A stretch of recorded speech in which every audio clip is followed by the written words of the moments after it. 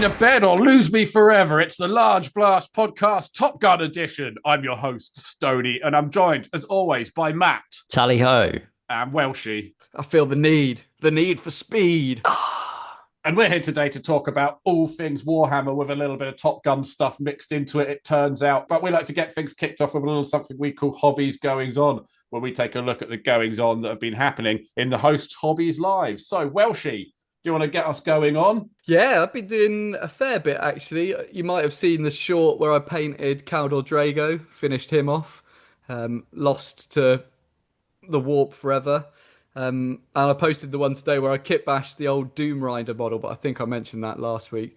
The main thing I've been up to this week, though, is painting one of the Horus Heresy units from the big Saturnine box that I definitely said I wasn't going to buy and then did buy. Okay. I've been doing them as White Scars, which is quite fun. I've always wanted like a White Scars army, and this is the perfect excuse. Absolutely. So you've got a Horus Heresy. I guess doesn't really matter anymore. You play third edition now, doesn't it? Yes, so I can use them if I want in my third edition games. No problemo. Yeah. No, to be honest, I am going to be selling them. So I am painting them to sell. And once I've painted the whole box, I'll put the whole box up if anyone wants it. So the units, White Scars. Yeah, as I'm painting the units, they're going up online to buy. But if no one buys them, I'll have an army for a bit, and then I'll probably just sell the army on. But you painting both sides? Yeah, so I'm going to do basically the entire box. Well, I was going to do the whole box as White Scars, but then the box has obviously got that awesome Saturnine Dreadnought, you know, that really cool new Dread. Yeah. But White Scars kind of hate Dreadnoughts. They do have them, but they only guard Chagoris because it's like anti-White Scar to be trapped in a box. Too slow, exactly. So I decided I'd paint that half of the box as Death Guard, like 30k Death Guard. So I'm going to do them somewhere between 30k and 40k, so I'm going to do a bit of battle damage and a few tentacles, but not too much. Like they've only just started falling. You know, the White Scars should really. There's no reason why they couldn't turn a bike into like a dreadnought, like a fast dread. Yeah, fast dreadnought. Dread. Can you not make a bike? Can you not just make a big bike for the dreadnought and have him ride around on that? Yeah, that'd be great. Like Titan, or maybe like you know how like the things at the bottom of the Megazord fold up. You know, the saber-toothed tiger one folds into a foot. You could have a dread that folds into a bike. Like roller skates on him. Yeah, that'd be cool. So yeah, that's what I'm doing, kind of batch painting, but it's been a while. I've done loads of characters recently, and it's actually quite nice to just listen to some audiobooks and not really concentrate and just throw paint on 10 of the same model. It's a bit of a break from detailed stuff. Oh, there you go. Well, sounds like some good progress. What about you, Matt? What's been going on in your hobby progress? Well, the little bit I've done is got the final bit of Sisters of Battle that have been on my painting table for like 2 years, and they're 2 penitent engines that I kind of stopped.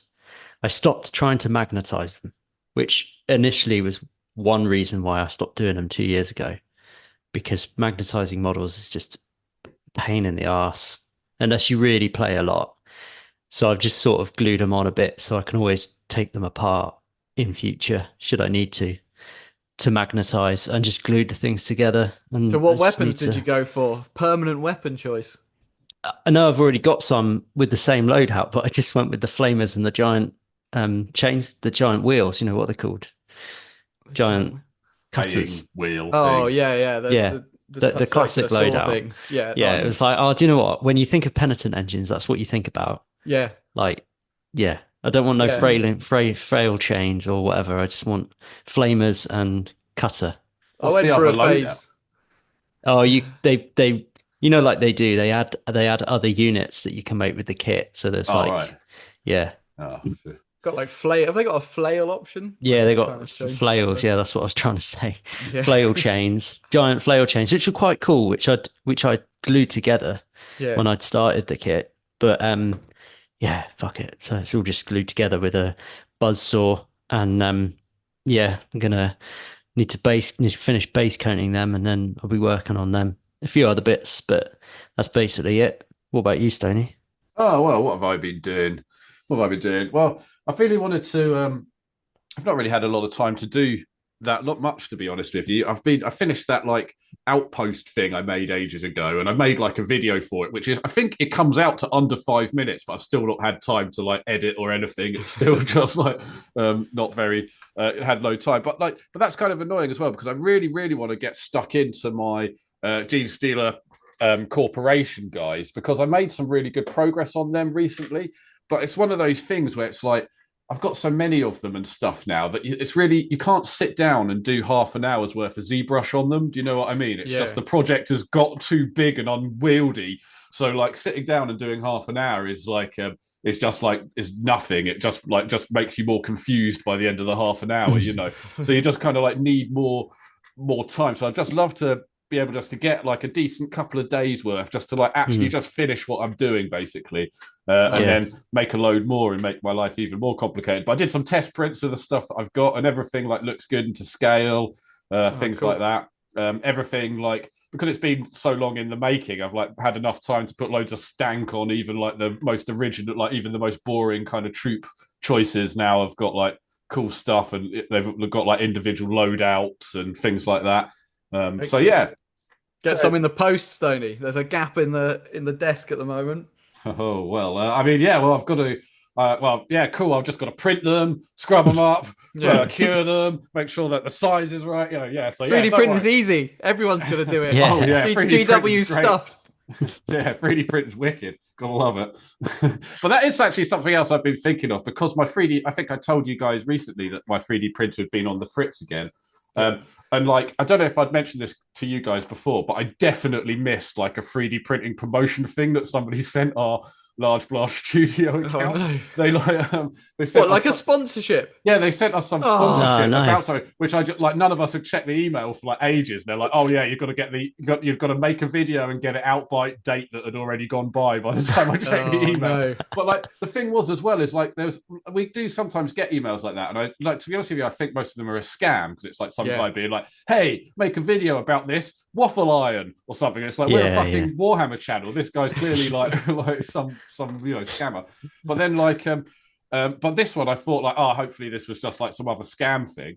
But then I did see loads of other creators about our size doing videos with this printer in, so I'm pretty sure that I just like totally. Well, did they send out a printer? No. They just sent out a message to us saying like, hey, we've a new company. We've got this awesome printer. Did we miss the opportunity to get a printer? We totally missed the opportunity to do it as well. But so annoyingly, I can either sit around and wait for hopefully somebody, for some other dumbass printer company that's probably gone out of bankrupt at the moment, because the amount of free printers they were giving away to dickheads, like, until somebody is like, right, we need to roll out some more dickhead printers, and then we're top of the list. Otherwise, I think I'm going to have to buy a new one, and I really don't want it. Like this, it's such an annoying purchase. It's like if your boiler goes wrong at home or something, you know you've got to do it, but it's just like, oh, for fuck's sake, like, you know what I mean? Just send them an email and be like, I've missed the boat, but can I have like 20% off or something? Yeah, or maybe that's it. Yeah, I should. Hey, you guys obviously listen to you're probably one of our 70 followers we've got on our podcast channel. You guys know the score, right? Yeah. So like I'm definitely thinking that I might have to get another printer, which is really annoying. But like at the same time, I've been talking about this, you know, time investment and all the rest of it. If I had a printer that was reliable and worked, I'd be so much further through this process by now. Right. Do you know what I mean? And it's just like, yeah, exactly. But it's just such an annoying thing to buy, because I've already got one which kind of works as well. But then, you know, you know what it's like when you've got an annoying purchase to make. You're just like, mate, I could be using this money for drugs and kebabs. Finance, cutting-edge technology. Accurate information is the Large Blast podcast news. Hear every episode.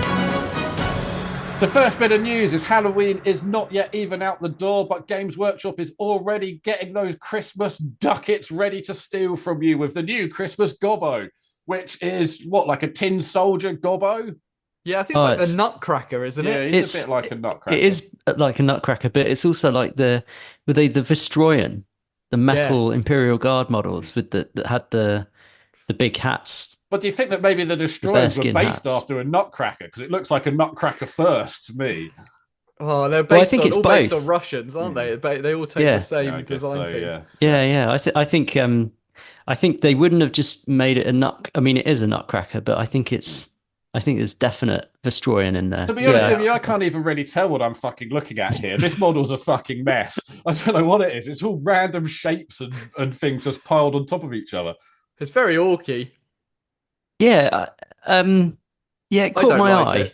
It but caught it's my cool. eye. It's different, isn't it? It's a Christmas display shelf piece, isn't it, to go with all the other ones? I don't think anyone's going to put that on a 40k table anytime soon. But hanging from the tree, it's a bit of a laugh. How again, I feel like I want to be the voice for the Grey Knights players these days, because how has the Games Workshop design team got enough spare people to design Christmas bullshit like this? And then and the Grey Knights are still left. This is more. There's more models. There's as many Christmas models released this year as new Grey Knights models. That's bullshit. Absolutely. You know what makes it even worse is that every part of this model was scratch designed as well, whereas Grey Knights are just drag and drop. Exactly. Just zoom and enhance. Done. They're ready to go. They've already got one done. You just got to get the shoulder pads off him. Bish bash bosh. Change the head. Done. Oh, that's right, ladies and gentlemen. You can hear the money flying out of Welshie's bank account already, because the new Christmas battle forces have been announced. Which one are you going to buy, Welshie? Is it all of them? Well, at this time of year, I always say I'm not going to buy one, and then I wait for them to be in the sale, and then you've been eyeing up that Voltan one, haven't you? It's time. Oh, no, you'll never get me on that's for sure. I think there are quite a nice selection, some of the weirder armies and stuff to get a box. I mean, obviously there's the go-to Space Marine box, which is a nice box, I think, if you want to start collecting Space Marines there. A couple of big dreads, all of the fancy boys. But you get nothing that exciting in it. I mean, like that's true. You're getting 2 dreadnoughts and I don't know. That's a boring box, I think, that Space Marine one. But I guess it always was going to be. Yeah, I like the fact.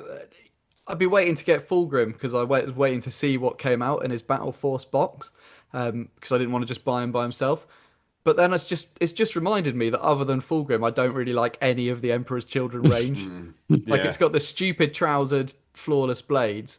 I've already got like 15 Noise Marines, 5 of which you designed some models that look very similar to them that I've used myself. There's plenty more where that came from that have not been selling well. So let me know if you need some more. So yeah, I was a bit disappointed that that's all you got in the Emperor's Children box. And I'm a 3rd edition player. The only box that really is usable is the Tau box. Stoney, I hate Tau. Look, Matt, this is what I'm talking about. When you start letting a few Tau in, before you know it, you're being all like, oh, no, I don't... he's going to, Tau walk them up and just be a fucking nightmare about them. I'm not planning on playing 3rd edition with him in his Tau army. Are you? Surely not. No. No, there you go. I don't think anyone is. What's going on with this Tyranid box is, I think, I can't tell if my screen's cut off the bottom of the picture. Is it all big bastards? Yeah, it's actually a pretty good kit if you don't already own all those models like I do, because 3 of them are dual build models. So 3 of those big ones you could build the other one of it that comes in the kit. So actually that's going to apply to loads of Tyranid players that might have only bought one of each of those and built one side of the kit rather than the other side. How are Tyranids doing these days? Are they competitive? Yeah, I think they came out pretty well at the start because they were in the launch box, didn't they? But I think they've dropped down a bit recently, as always happens with whatever faction is in the starter box. Apart from Necrons, which kind of reigned supreme for that whole. I swear there was a Death Corps of Krieg one. And there was a start the small one, not the Battle Force. No, I swear there was a start collecting. I swear there was a Battle Force. Yeah. Oh, right. Maybe it was released before these ones. These were all released in the same article. The Chaos one's pretty cool. I just think they're actually quite a nice selection, but they've definitely got less plastic for your money in than previous years. Is there rumours at price point? Not seen one yet. I always keep my eye on the old Auspex Tactics for his price point thing, but he did the old points per pound that he does, and they're definitely worse off than previous years, which is the way GW is going. But yeah, it's a nice selection. I think if I didn't have all those Tyranids, I can't resist a box of Tyranid monsters. But my Tyranid days are done. 3rd edition Tau all the way. So new books, print medium. It's going stronger than ever. It's coming back. We've got the Character Encyclopedia, one of those cool DK books, which looks like just a kind of an encyclopedia of characters, which looks quite good. Yeah, that's I used to love those DK books. In fact, I've got one behind me, like a DC Comics one when I was a kid. So I was quite excited when I saw that as like a coffee table book. I But can then I actually got see that. really unexcited. So because I think you were about to say I can see that being quite good. But let me Yeah. show you the inside, Stoney. Uh-oh. Okay. It is only photos of models. It isn't an encyclopedia. It's a fucking catalogue for GW. Oh yeah. Like, at the very most, there seems to be like little thumbnails with art in, which is like the exact opposite of everything that got me into 40k. They've got to have the drawings with the inside on, where it's like, you know, they were all those DK books had the like the so it'd be yeah, like a you- Haynes manual. Yeah, exactly. Yeah, so you can peek inside the armor. They should draw their do slongs Haynes on them. manuals. They've got to draw their slongs on these guys. It's time we knew. You get a free Titus model with it, but I swear they've been banging on about this book for months. I know Wade Price wrote it, so I'm sure Oh, the right. actual written content is pretty good. It just really wound me up that it seems to be like only pictures of models, which means that there's going to be loads of characters that are cool in the lore that probably aren't featured because you can't buy them at the moment. What, so like Calgar? it is a catalogue. Not Calgar. No, there's like 7 Drago. Calgars. Take your pick. Yeah. Yeah, you say it's funny you say Drago because I wonder if he is in there because there was like a trailer for this release, like Games Workshop released a video, and as they were interviewing Wade, he was deploying his army, and I saw him deploy Caldor Drago on the table in front of him. And then there's a book, Stoney, which I know you will absolutely love, of quotes, Space Marine quotes. Yeah. I've been writing my own down and carrying them around with me. So now finally I can get my own tiny book. So this is a bit like one of those, you know, quit smoking books or something designed to carry around in your pocket, and you'll be like, "Oh, the boss has shouted at me." I'm just better just. What would the Space Marine say now? Run to the privacy of the toilet cubicle so I can read my Space Marine book and get G'd up for the rest of this meeting. Imagine every time your boss told you to do something, you replied with "only in death does duty end" and then walked away, like every single time. I thought all they said was for the Emperor.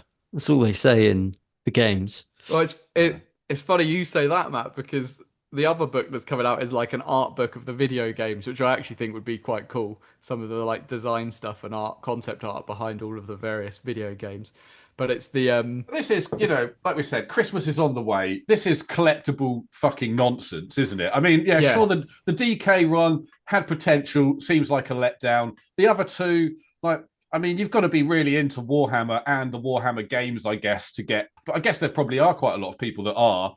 Or you've got to be into the Warhammer games and reading books. Maybe you're now. Where's the Venn diagram of that person, or is this just something that someone's going to buy for you on the off chance? You know? Yeah. It just made me sad I didn't buy that Visions of Heresy book they released a few years ago with all of the awesome art in it. Now you can't get it for love nor money. But don't worry, Welshie, because it's just like I always say.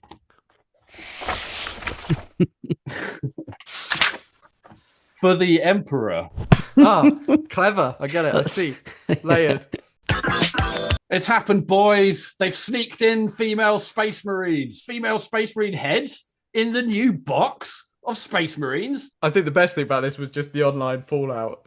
So these are, people have probably seen this. There's some new heads that are out, and people, like, they're not specifically female, but people are like, oh, this could be a rough old bird, couldn't it? We're gonna like she could be. There could be either it's a really bad, either it's a miscommunication from the heavy metal paint team, or the sculptors have started making female Space Marines. The argument seems to be between real no girls allowed stands saying these are definitely female Space Marines, and then people saying they're just badly sculptured Asian faces.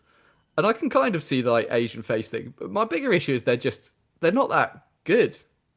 Like I was looking at some of my old heads because I was kit bashing the other day, and that like when those Death Watch models came out, that was like peak Space Marine head.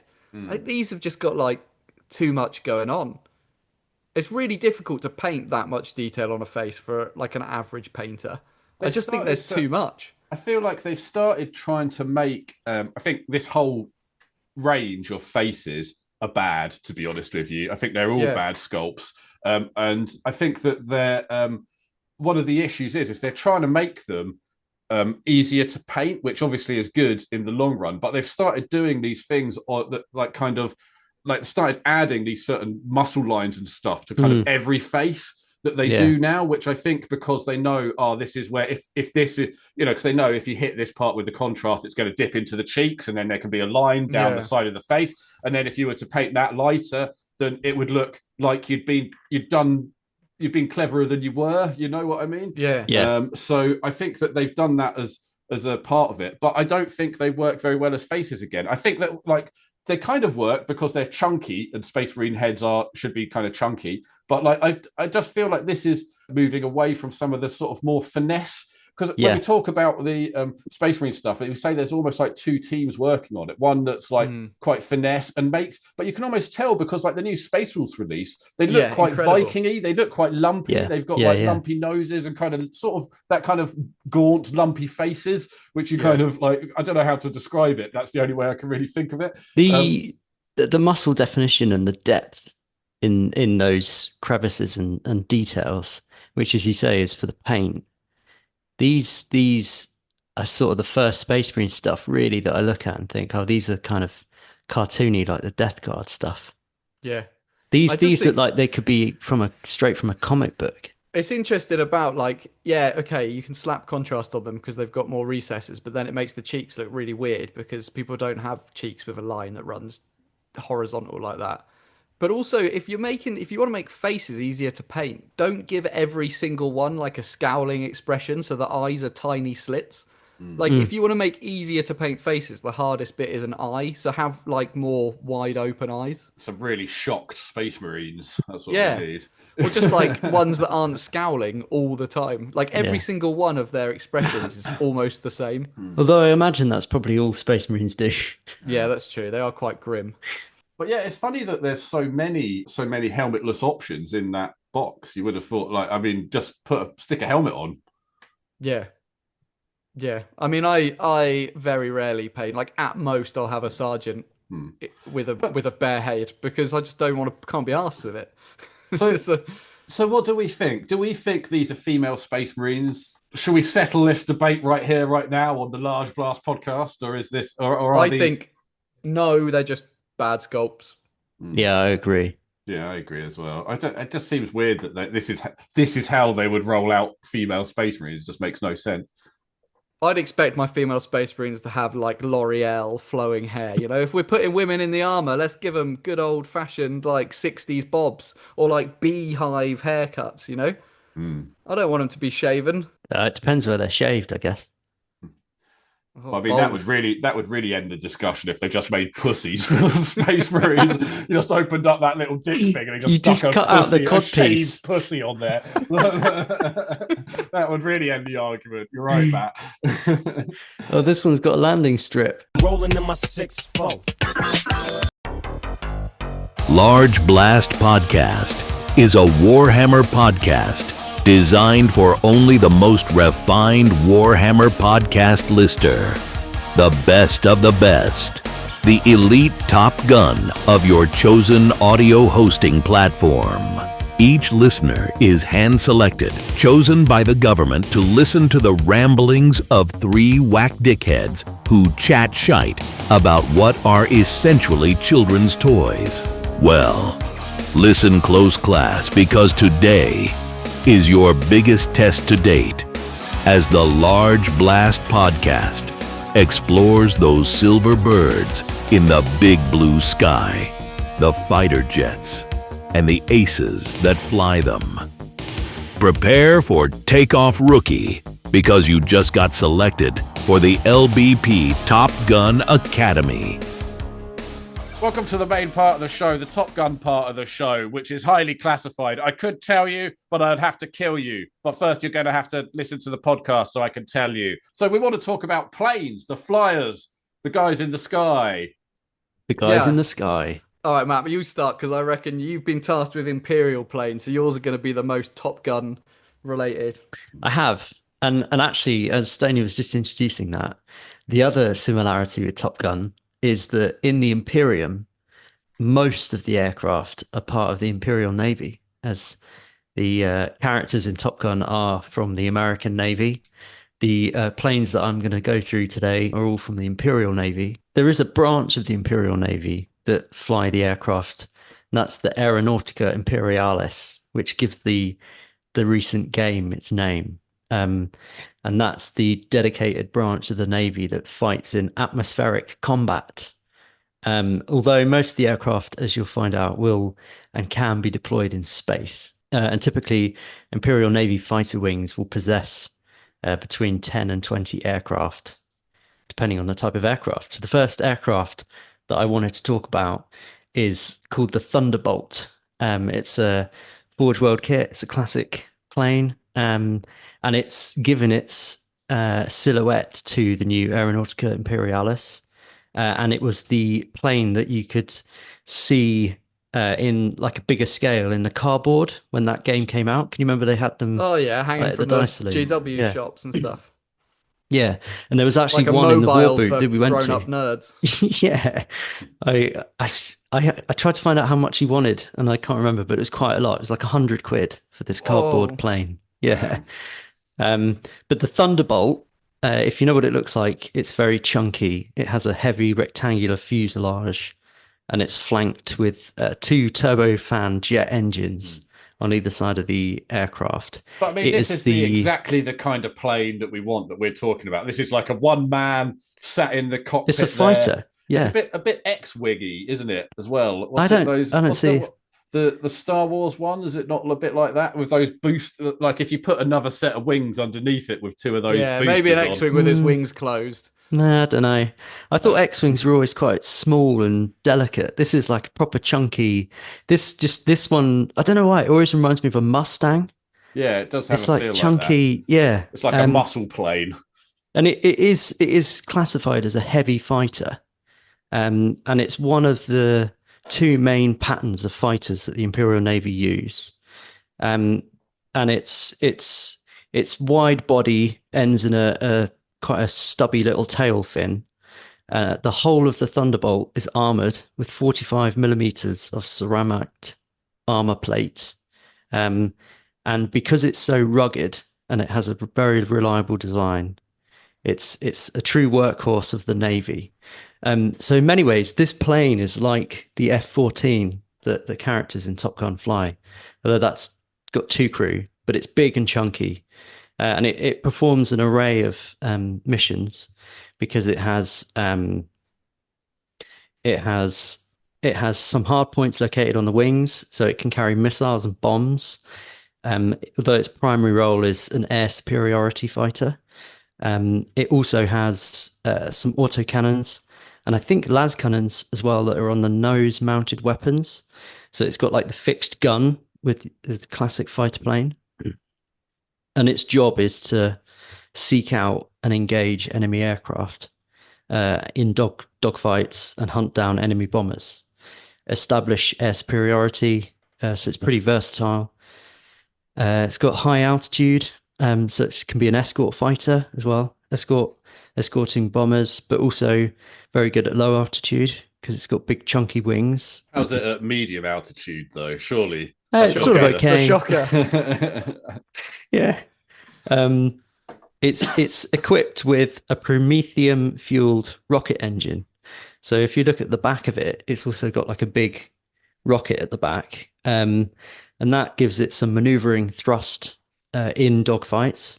But it's also got limited trans-atmospheric capability. So these fighters can launch from naval warships and then enter the atmosphere.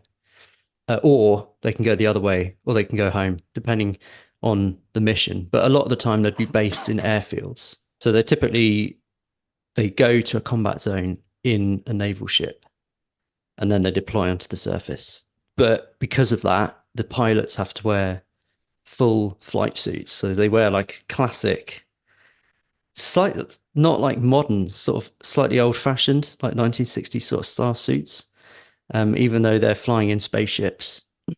Got to have it, the leather helmet, the goggles. Yeah, classic. Quilted shoulder pads. Yeah, the fluffy shoes. There's a great piece of artwork that I'll show you in a bit. But they can also launch themselves off a ramp using that rocket, so they can have an extremely fast launch from air bases. So they're quite quick to deploy to defend air So they've got like bases. a ramp on the ground and they just fire up the ramp and off. Yeah. There's some of the current warships have a little like kicker bit at the end, don't they? Yeah, And I they get think so. blasted off on those like tracked release things, don't they? Yeah. Oh, you're talking about catapults, steam catapults, yeah. Yeah. On aircraft carriers. Yeah. Which the Top Gun, you saw a lot of those, the steam catapults. A bit like that, but if you combine that, but there'd be a ramp. But like with a Tony Hawk 3/4 pipe, I'm thinking instead of just like a little kicker, you've got like some big old. It's kind of like Hot Wheels. Do you remember that? Yeah. Hot Wheels for planes. Nice. So that's your first plane, is it, Matt? Yeah, it's the main plane of the it's the main fighter plane of the Navy. Who's flying it?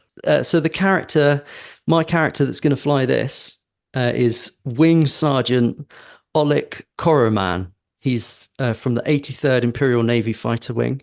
He's a veteran of the Bali Prime campaign, whatever that is. But also, he's an ace. He's among the few survivors from the early battles over New Rin City. If you remember when we went into the history of Rin's world, the homeworld of the Crimson Fists. And his Thunderbolt is festooned in ace marks. And he was a prize sought after by the Greenskin fighter aircraft, but he was never shot down. So he's a very famous fighter ace, and he flies the Thunderbolt fighter.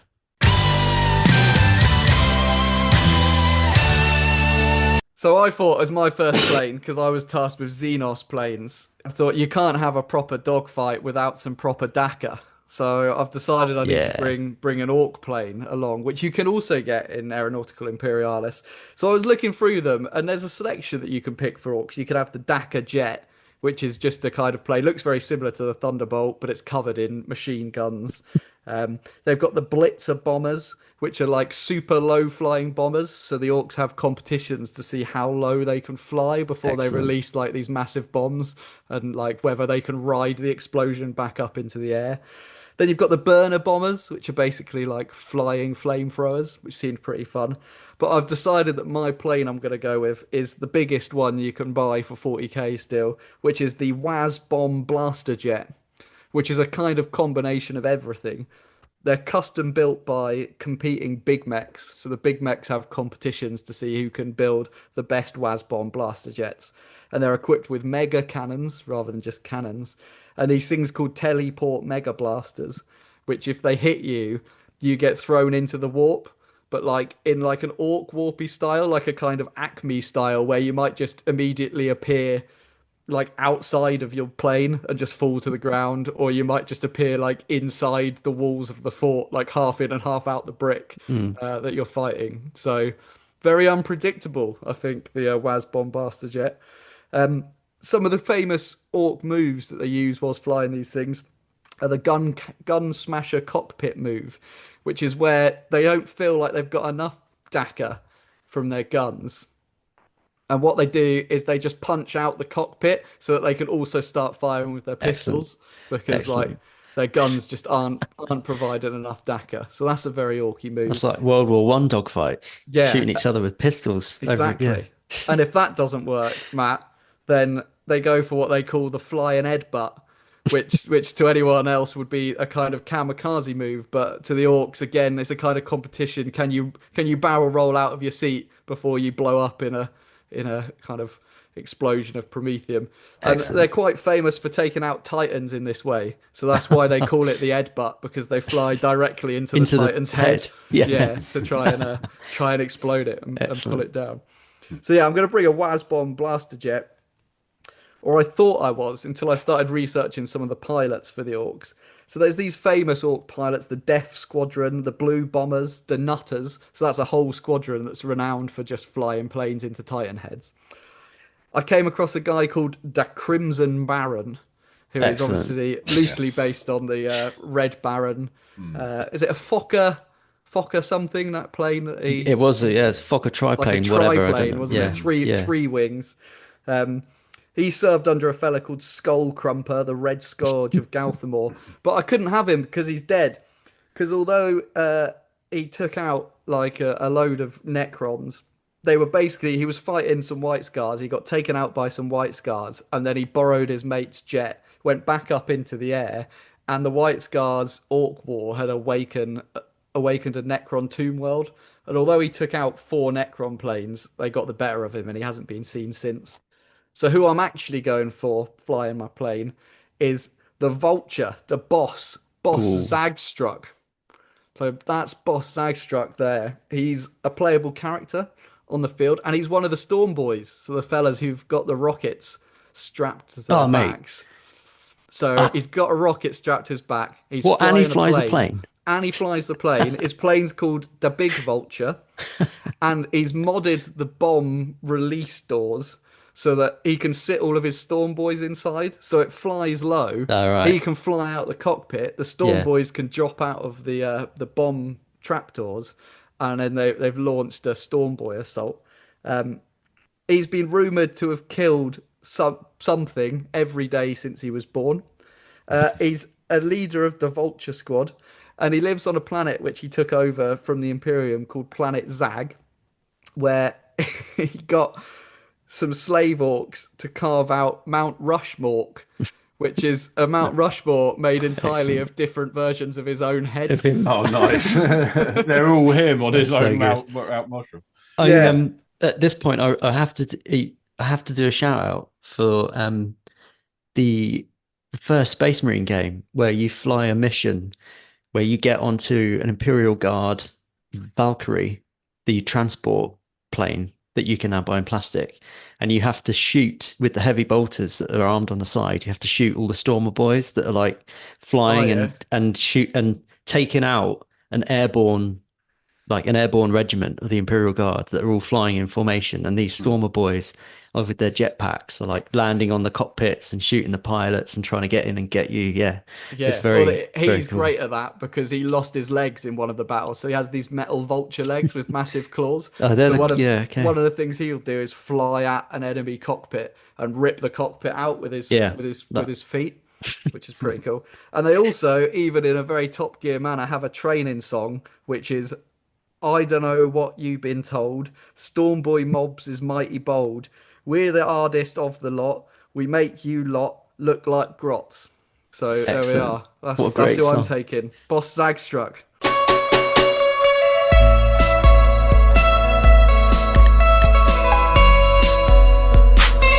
Stoney, what are you bringing?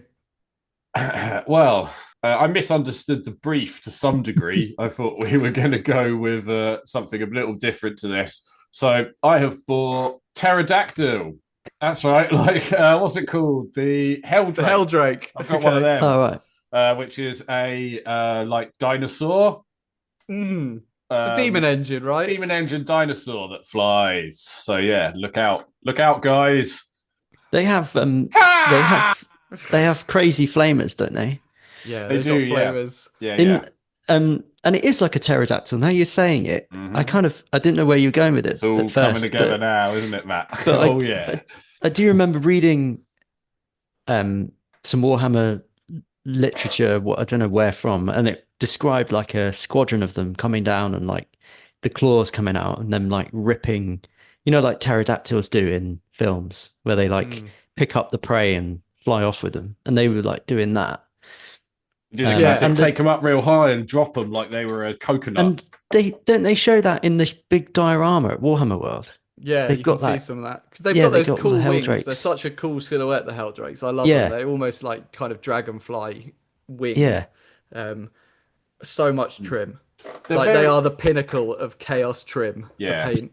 That it was absolutely of an era. It was maybe what you might call the trim era of chaos, where everything that was coming out looked kind of like this, didn't it? It was all a bit dinosaur-y. I think the Hell Brute and the Mauler Fiend, all that kind of stuff came out around this time. Yeah, it was that the Mauler Fiend, Forge Fiend. They were like the first demon engines, really, weren't they? The first like mechanized, because I guess I guess you'll have a stand-in if a person is required later in this conversation study, but they don't have a pilot really, do they? They've just got a demon soul trapped inside them. I guess some of them could have like a what was the pilot sort of taken over and just morphed like in the their pilot's chair. soul. They are sort of one. Like I don't know if you've ever seen any of the, well, probably can't get them anymore, but the Forge World Chaos Titans. You know how you could have them like take the heads off and the crew, but all the crew in the Chaos ones were like merged into the wall, Cronenberg style. Absolutely. So maybe that's kind of how it is. Yeah, I don't know. I'm pretty sure they're just made by Vashtor though, and it's not that at all. So that would be cooler than the actual lore, I guess. Yeah, it would be cool if they were merged in there. Or maybe like souls of ex-Chaos Space Marine pilots were fused with the demons that were put inside them. They awoken the souls of all the pterodactyls of the world. All right, well, that's our first planes locked in, but you know that everything's in squadrons. So, Matt, what are you bringing as your second? So, my second plane is the Lightning. The Lightning is the other of the two main aircraft that the Navy use. So it's also an air superiority fighter. So you keep saying air superiority, but what does that actually mean in this? What that means is that so there's other aircraft like the Vulture, which is like the gunship, and there's the Vendetta and the Valkyrie, the transports. Like those are transports. You can use them in aerial combat if you wanted to, but an air superiority fighter is its main role is to go in and take out other aircraft. It's dogfighter rather than like a bomber or something. I see. Yeah. So its job is to air fighting rather exactly than, air to air fighting. Air to air. Establish air superiority over the battlefield. It's kind of a more modern design than the Thunderbolt. It's got a swept wing, and it also has got backwards wings. What I call backwards wings. Yeah. Mm-hmm. Which was very eye-catching when this model has been out since sort of 2000, the same as the Thunderbolt. It also has got two engines. It's got afterburning turbofans to give it superior speed and a better climb rate than the Thunderbolt. So this is sort of the lighter version than the Thunderbolt. The Thunderbolt is heavy. This is light. It's less rugged, but because of that, it's slightly more demanding on the maintenance crews. Has it got a demolisher cannon underneath it on this picture we're looking at? It looks like a Lehman Russ demolisher, not a demolisher, the long one that you always. No, that's just like a long-barreled autocannon. Okay. I'm pretty sure it's an autocannon. It could even be a las cannon. But the cool thing about this one is that it's got a vector thrust. So it's kind of like a F-35 or a Harrier jump jet. It's got little jets on the side, and it can twist and maneuver when it's in a dogfight, effectively sort of dancing through the air. Can it land vertically like a Harrier? It has got VTOL, which is so it can take off and land vertically. Can't do that for long sustainable periods. It's not like a Vulture or a Vendetta like the Imperial Guard aircraft, but it has got that maneuverability, and therefore it needs short runways, so it's very good. It's also got a rocket booster engine, so it can get quick takeoffs on ramps, hydraulic ramps, just like the Thunderbolt. And it also has the ability to fly from Imperial Navy starships, or it can just be based in an airfield. But neither of them, I should say, will fight in space. They're not built to do that. They'll just deploy from a naval warship. Does the fact that its wings are carved as the wings of the Aquila help it in any way? Or is that just faith in the Emperor? I don't think they are meant to be. Oh, come on. Those channels on its main wings. Yeah. The thing that always used to really bug me when I was younger was how square the wings used to be. The Games Workshop wings are all just like blocky and square. Was this a Forge World 40k model then? Yeah. This was cool. This has been around in Forge World for a long time.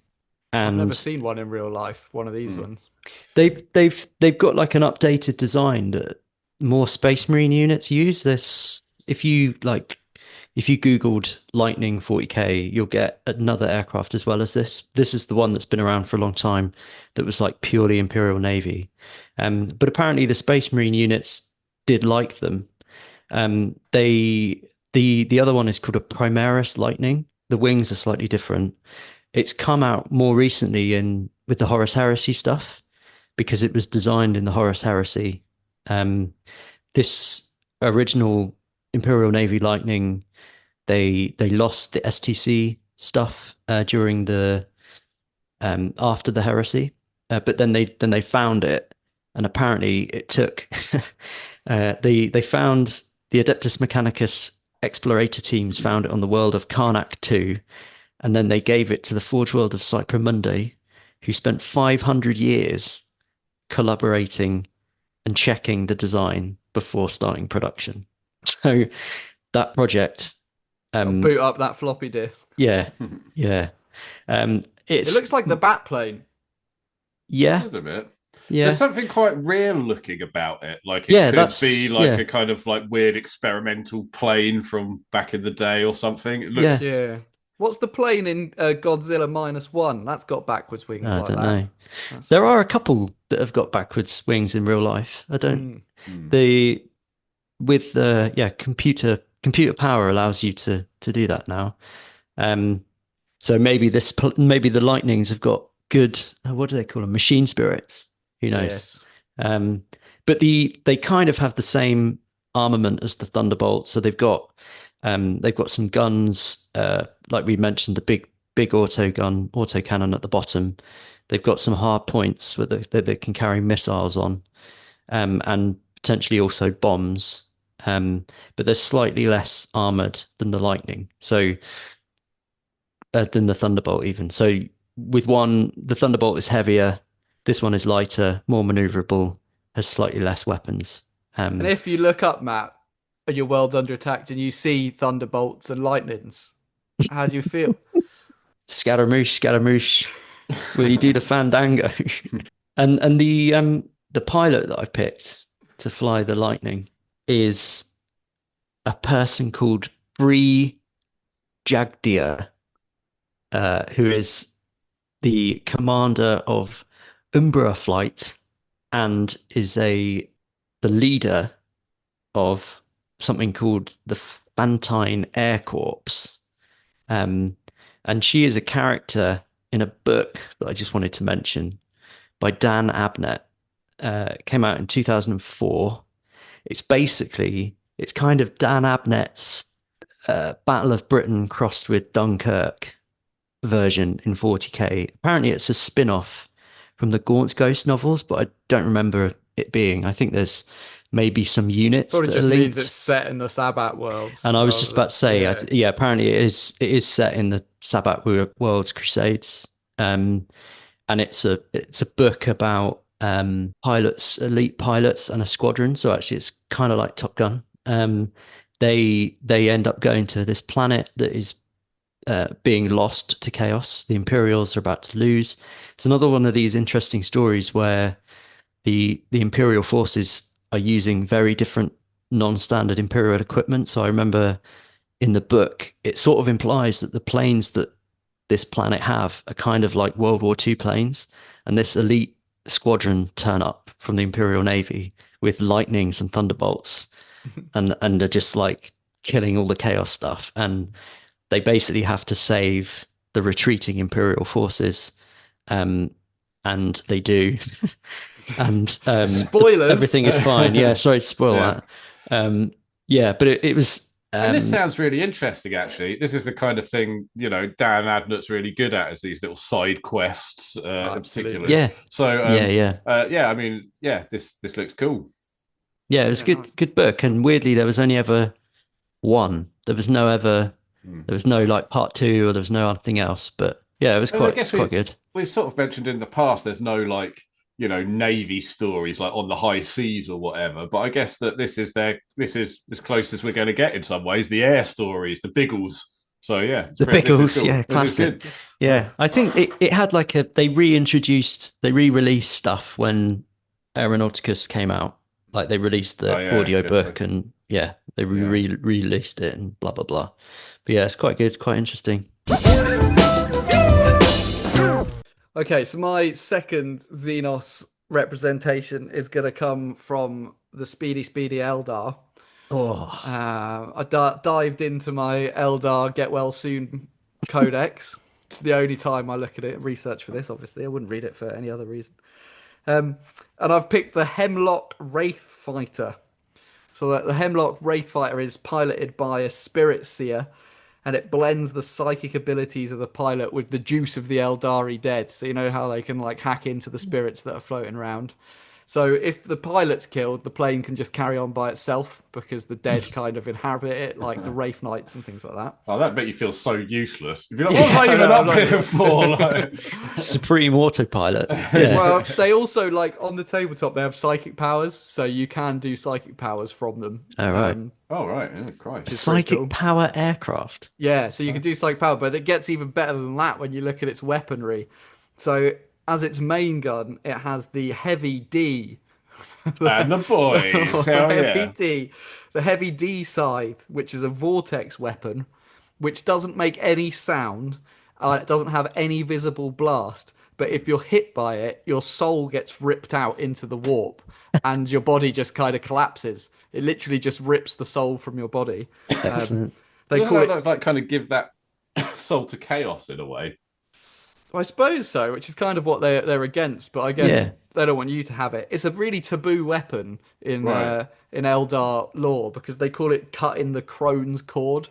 So only like their like crone goddess should really be in charge of separating souls from bodies. So people frown upon the Heavy D being utilized in war. You can see how things got weirdly sexy in the Eldar culture, can't you? You know, like Heavy D, got to cut the crone's cord. Everyone's kind of getting a bit hot under the collar. Before you know it, boom. Your Heavy D suck the soul right out. And if you're stuck in a cockpit with nothing else to do because you're not needed, what else are you for going the to Heavy D. This thing's just flying itself, and you're just there you're in the cockpit. You know, might as well. Yeah. Well, if it did get too sexy, it has another weapon, which is called a Mind Shock Pod. So the Mind Shock Pod has the ability to unleash huge waves of negative emotion. It has a sadness bomb. So not only can it rip your soul out with its D cannon, but it can just make you sad as it kind of flies over the top of your men. The post-cum clarity, the bomb in a bomb that they drop on you. But you can imagine, like, how spooky it would be if you were stood on the walls and there were a load of your troops outside and you saw the plane fly over and they all just drop dead, and then the ones that are left standing are just like committing suicide because they've just been made super depressed by this. Yeah, it would be be pretty mind weird. bomb. Yeah. So weird plane. And I was looking for kind of like the Eldar equivalent of Zagstruck, and there was some mention of a guy called Amon Harakat, which I'd never heard of before, but he is the Phoenix Lord of a group called the Eagle Pilots. But aside from the fact that there's this Phoenix Lord that's never really been expanded on, that's kind of all I could find about him. I did find that his name, Amon Harakat, translates into Low Gothic as fighter pilot. So he might have been pretty good, but I didn't know anything about him, so I've gone with Baharoth as my pilot. Known as the Cry of the Wind, he's the Phoenix Lord of the Swooping Hawks. He has the Shining Blade, forged by the Daughters of Vol in the heart of a supernova. That's pretty cool. It's got like a star sword. And he has a little saying that I thought was relevant. Only when you have soared through the morning skies on wings of flame can you understand the hawk. Get up off of that thing! Stoney, what else are you bringing? Well, I think I'm going to take a page out of Matt's book, and I'm going to go for something jet-powered. I feel like this maybe combines both you and Matt's interests in many ways, because I'm taking Doom Rider. Because that's right, his turns out his motorbike is powered by jet engines. So I'm taking his cool ass motorbike, and what we could launch from short distances off a ramp. Come on, that's a jet powered motorbike. I'm getting images like the front of the Battle of Hell cover, and he's flying back up to the sun. Hey, I mean, this is perfect. The motorbike plays an important role in the first Top Gun film. That's right. Yeah, I believe he tries to race a plane on his motorbike. Yeah, he does. Doesn't he? And the sunset tries to pick up the lady.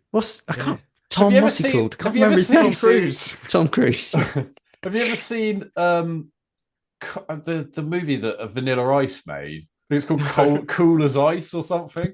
But that's just like him riding around on a motorbike trying to get with some chick that rides a horse or something like this. So he like rides his horse. He's next to it, and he's on the motorbike. But I think they race a plane at one stage as well. Right. So you know it works. That's obviously where Tom Cruise picked it up from. Yeah. Oh, nice. So he's flying up. I'm pretty into sure the air. whole of Top Gun was copied from Cool What as was Ice. So Take my breath away. Copies Take my the- breath away. copies the film. Yeah. Copies the theme really for Doom Rider's Wheels of Fire, doesn't it? Because he's definitely legally distinct from Ghost Rider. So Exactly. Yeah. And don't they sing that song?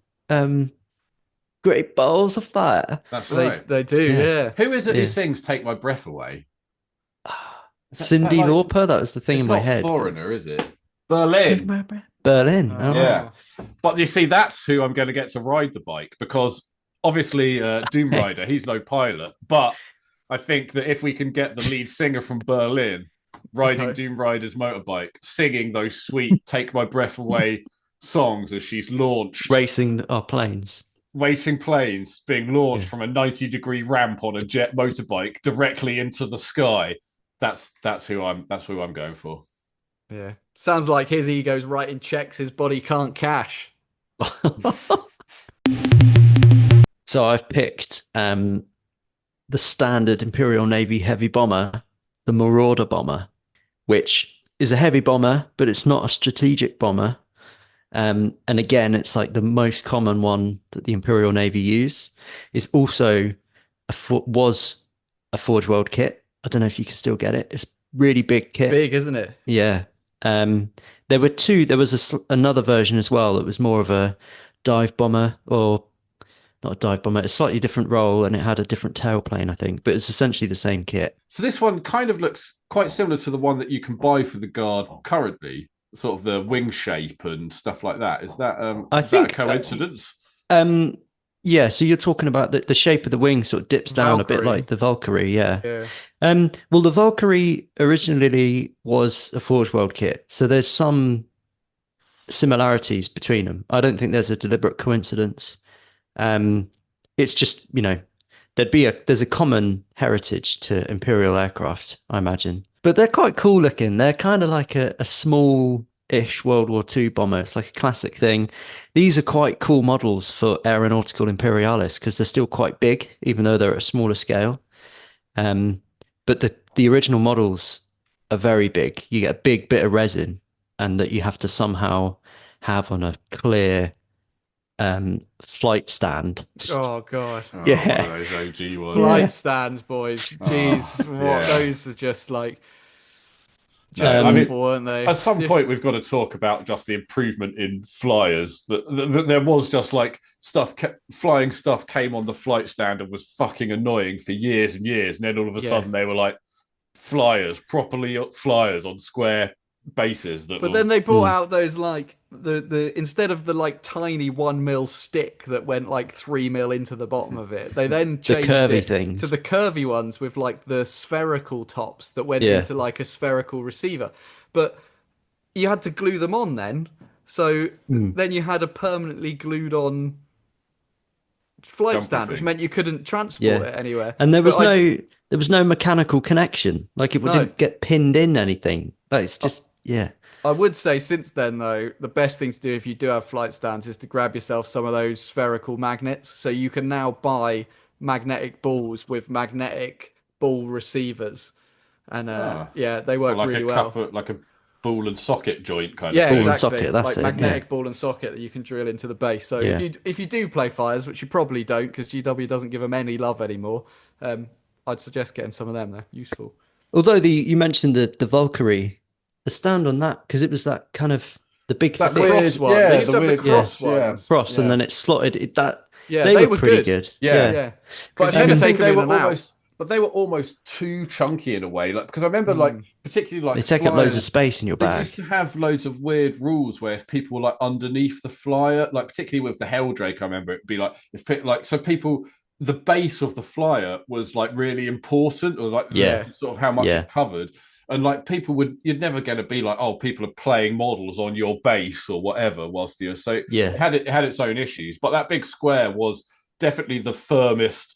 They went completely the other way, didn't they? They went from the tiny little clear matchstick that you put your lead model on that snapped instantly to the Yeah. enormous, like extra enhanced cross design. I don't know. I don't know if Forge. I don't think Forge World ever sold a stand for these Marauder bombers because this is a big lump of resin. They did have the rules, so the rules had been out in the Imperial Armor books. I remember for this. So this is out from the 2000s. But this counted as a super heavy vehicle, so it had structural points. I think it would fly on, and then you'd have to. You remember when you had to point your plane and. Oh yeah. But this is even pre 40k rules. So you used to have to use the Imperial Armor books to tell you what rules to use aircraft because you couldn't normally use aircraft in 40k. But there were rules to use not it. to fly them off the table edge, then you'd have to like miss a turn, basically. Yeah, Well, I'm that sure was there the was cool rules, wasn't it? I don't know if they even. I haven't played aircraft in the recent edition, but I used to love the like. Are you going to hover so that you can be attacked, or are you going to go supersonic and fly? You need to think like three turns ahead because you've got to go a minimum distance. And then you had all the cool rules, like the Helldrake had the rule where you kind of hit everything you flew over, so you drew like that direct line. And actually, I had two of these Marauder bombers in that little epic game that I played, and it was the same rule. So it's even though it's obviously smaller scale, you had to fly a certain amount minimum. You had a maximum, and then if you could do a bombing run, and then you'd hit targets along your route. So you have to pre-plan where you're going to be, and and you have to kind of think like the other guy can then fly behind me and shoot because you've got armor facing values. So you have to kind of be 2 steps ahead. That was classic. But anyway, the Marauder bomber is a heavy bomber, so it's another workhorse of the Navy. They're often based on spacecraft, but in a prolonged campaign, they might be based on air bases, ground air bases. So they do have the capacity, like the other aircraft, to fly from Imperial Navy starships, but not fight in space. So they'll just deploy from space or go back to space. It's a heavily armored superstructure. It has an internal bomb bay where it can carry 6,000 pounds of explosives. And at the maximum capacity, it can carry up to 12 bombs or 6 heavy bombs. And it's also got 4 wing-mounted pylons, so it can carry 12 additional bombs on the wings, or it can carry missiles. On the nose, it's got some offensive guns, so it's got twin-linked las cannons, as well as 2 sets of twin-linked autocannons.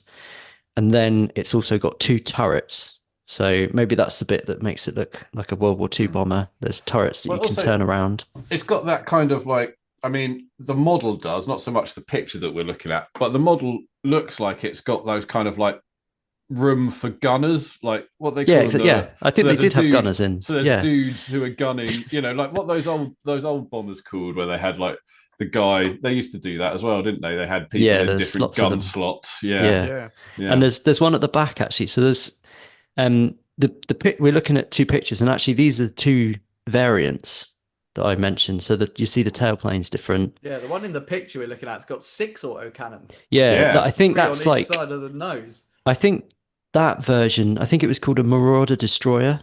I think that was like just a really heavily armored. Yeah, he's got plane no that would passengers. That's just one dude and a bunch of guns on a plane. Yeah, that would attack like heavy armor. So one of their roles is to take out super heavy transports and super heavy tanks and armored vehicles where you might not have Titans. So if you don't have Titans, this is an alternative that the Imperium can deploy. So a squadron of these. It's a bit like the head-on orc dude, isn't he? Where he just like shoots a bunch of guns out his head. Yeah. But this one doesn't headbutt you. No, but he does. He'd be getting ripped out of that cockpit though, no problem. As we all know, there's no points for second place. They go pretty fast. Look, he's got 4 jet engines on there. There was no mention of this one having rocket boosters. So I don't know if it's got rocket booster systems, but what this plane does have, which until I read this yesterday, I've never seen nuclear weapons referenced in 40k lore before. But these Marauder bombers are designed to carry what's called an Atlas bomb, which is the Imperial Navy's nuclear bomb. So they can carry the nukes, and apparently they can also reduce the crew quantity. So you said, Stoney, that one of the versions we're looking at has no turrets, but you could even just have the pilot. Presumably they have a co-pilot, don't know. And you can actually fill the bomb bay with special drop troopers.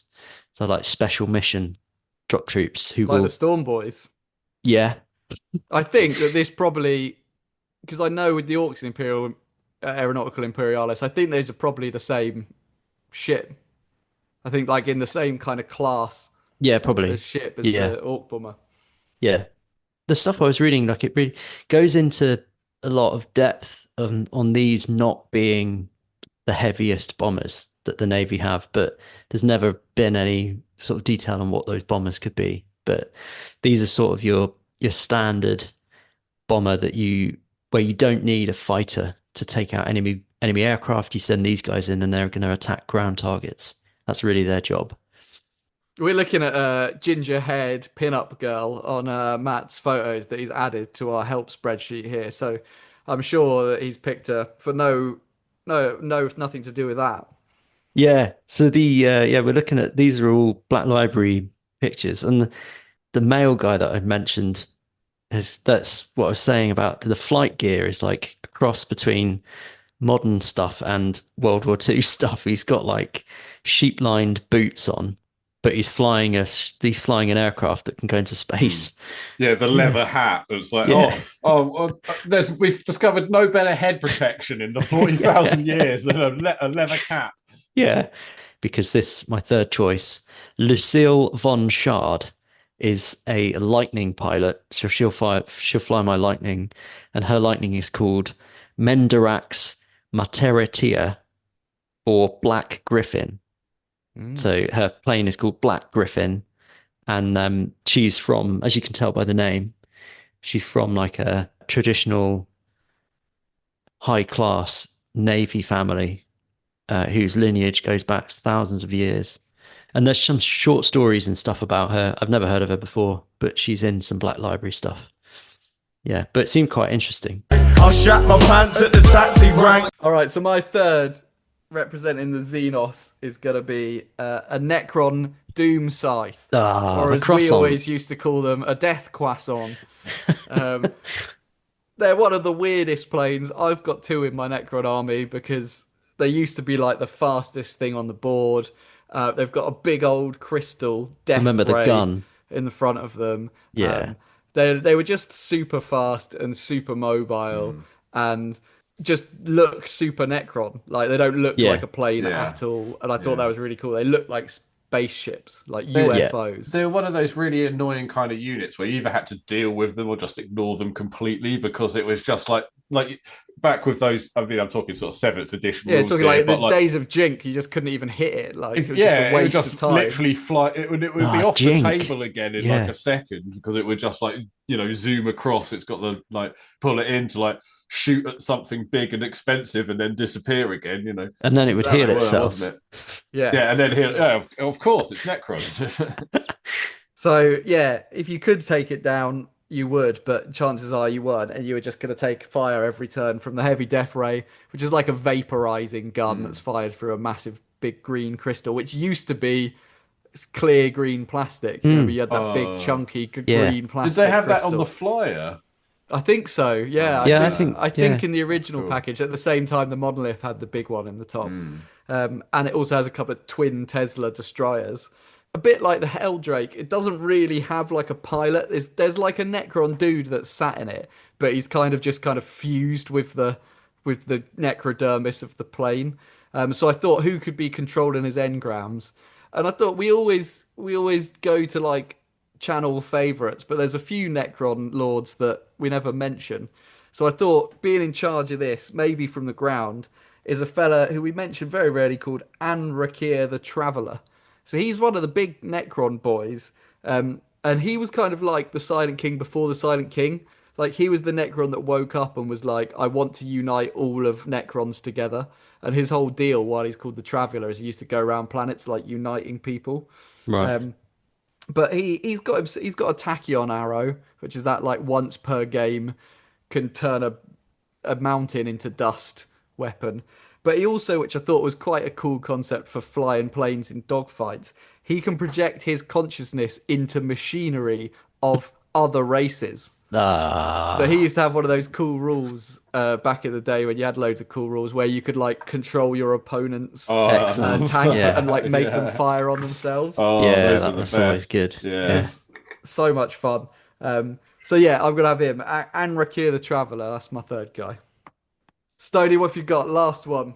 Last one. Well, having spent hours doing the research, I feel like we couldn't do Chaos Flyers without talking about the Hellblade / Hell Talon. Right? Absolutely. Yeah. Right. More old Forge World kits. Right? You seen those? I want to just find a picture. I'm just finding a picture, Stoney. Yeah, no, good. What's it called? The Hellblade / I think I know. Is it the one that looks like an arrow? Yeah. Like a fork. One looks like a fork, kind of like a trident type thing. Yeah. And the other one's a bit more like a kind of a flattened version of one of Matt's planes. Those are really cool. Yeah, they are really cool. Again, old Forge World ones. I believe they're for air superiority. They can be housed in the warp or on a ground station.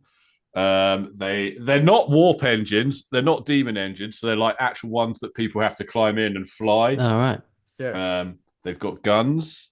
You'll notice the wings are a strange shape. They point forwards, not even out in the backwards wing position. They go for like a forward wing position. How does that work? Warp. It's very evil though, isn't it? Because that's like Vader's ship. He's got the pointy forward things. Exactly. It looks like the devil horns, and as a result, bad news. That's right. They look like the Chaos starships. But the thing that they've always reminded me of is the plane that they have in the also Tom Cruise film, The War of the Worlds, where the thing goes into the tripod. If you remember that, it looks just like this. These talk about that weird. Have you seen that weird Scientology one he did? Oh, no. What's the one? It's not War of the Worlds. It's not that though. Battlefield Earth. Have you seen Battlefield Earth? No, which is I will do now. Earth. Oh my god, guys, listeners at home, you've got to go and watch Battlefield Earth. It's supposed to be like the kind of it's the film that L. Ron Hubbard wrote initially. It's like it's supposed to be about the story of Scientology, but then became like was in development hell for years and years and years because no one wanted to touch it with a fucking barge pole. And in the end, it's a Tom Cruise, John Travolta. It was a John Travolta, Tom Cruise joint. And it's fucking wank, but it is hilarious because John Travolta's dressed up like a goddamn Klingon through the whole thing. He looks terrible. He's got like these weird kind of like cyber dog dreadlocks in. Yeah, it's amazing. It's one of those so bad it's also very bad, but kind of like mind blowingly bad. Not even mate. That so he bad, looks awesome. he looks like Angron. He does look like Angron. It could, you know what? If you get drunk enough and watch it, you could convince yourself it's a Horus Heresy movie. How's that? Look, imagine Disney bought the Horus Heresy and then watched Battlefield Earth. In fact, I tell a lie. I may have seen a bit of this on TV. I'm going to watch this. This sounds great. All right, Stoney, have you got someone to fly this? Then? That's my choice, I guess. Have you got someone to fly it? John Travolta in his in his Battlefield Earth gear. Who else could fly it? Well, the thing is I did actually try to find some Chaos pilots. I couldn't find anybody, although I did find that Lucius the Eternal was mentioned a couple of times as apparently being like a shit hot like dogfighting pilot or whatever. But I feel like that is like probably just some speculative lore that someone made up because it would make sense that he was. But yeah, I'd go with that. Can we at this point just mention how shit Space Marine planes are? Yeah, I was about to say, notice that we've done all of this part of the show without mentioning a Thunderhawk, even though it's like the plane everybody wants. They're awful. They're awful. The Thunderhawks, all right. Hold on. But... You guys, that you don't like them because you don't like the way they look, or like you don't like what about the Thunderhawk do you not like? Oh, I like the Thunderhawk. Yeah, I've And got the myself in a hole Stormbird. because I don't. What I've done is I've rolled in the Thunderhawk with not liking Space Marine planes, and actually I do like the Space Marine Thunderhawk, but I don't like the Space Marine Storm Talon. Yeah, They're Storm so Talon. bad. Like somewhere between a helicopter and a. Just awful. Yeah. Just awful. Oh, you see, I don't mind that. You see, to me, that just looks like another Space Marine thing. I mean, it looks like a shitty Space Marine. Like, I'm sure You've got the Thunderhawk. Invader ATV is going to roll out of it, but still, the fact that this Invader ATV exists means that I cannot be surprised by this. The Thunderhawk is big and chunky, and it's a space plane, and that's kind of okay because it's for transporting stuff. Although I'm looking at the Storm Talon here. That looks pretty badass. Oh no, hang on. Yeah, the Storm Talon. That's the thing I've got for the Grey Knights. But I got a conversion kit where you make it look longer. There's also the Storm Eagle, stubby. Isn't there? We really have. We've kind of degenerated into just not really knowing what we're talking about here. I feel Let's just scrub all of that and just all agree that Space Marine planes are shit.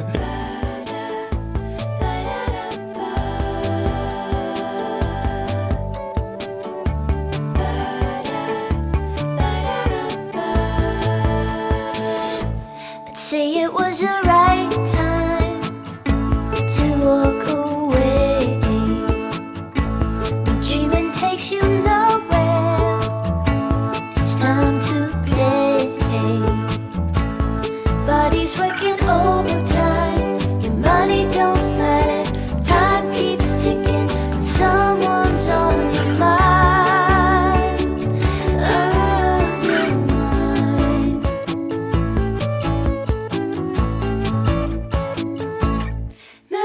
Slow motion feels so good. It's a strange anticipation. Knocking on wood. Body's working overtime against the mass, and all that matters is who's ahead in the game. It's funny, but it's always the same.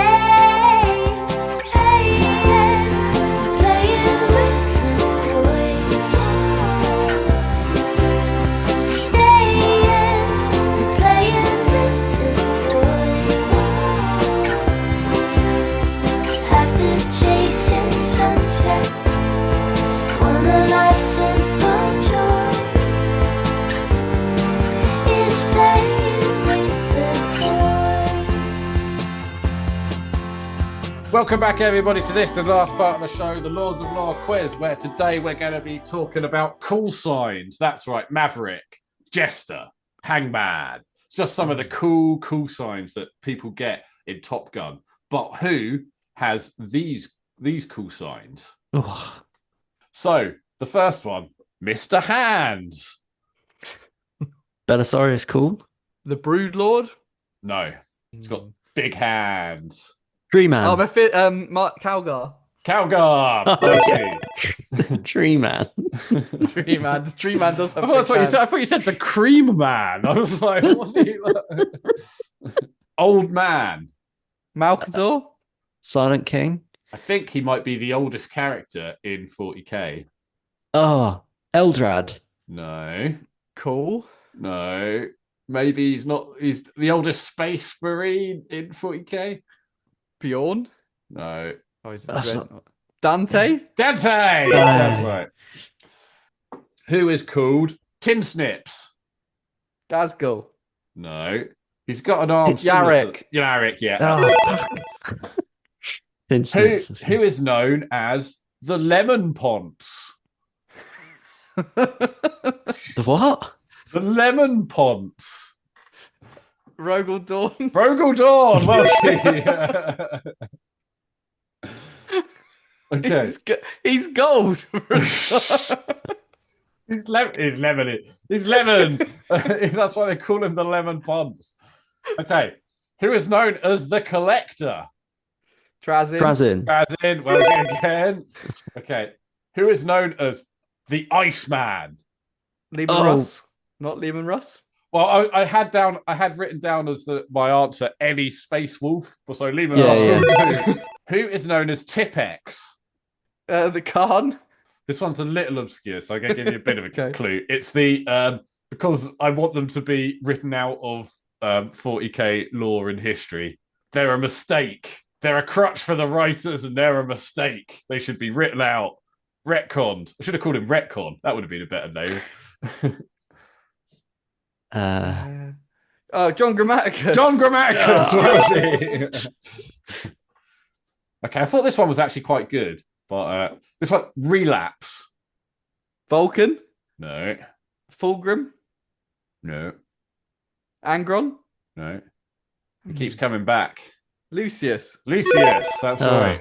Right, this is. I started getting a bit less creative towards the end. So the next one is Fart Boy. Mortarian. No.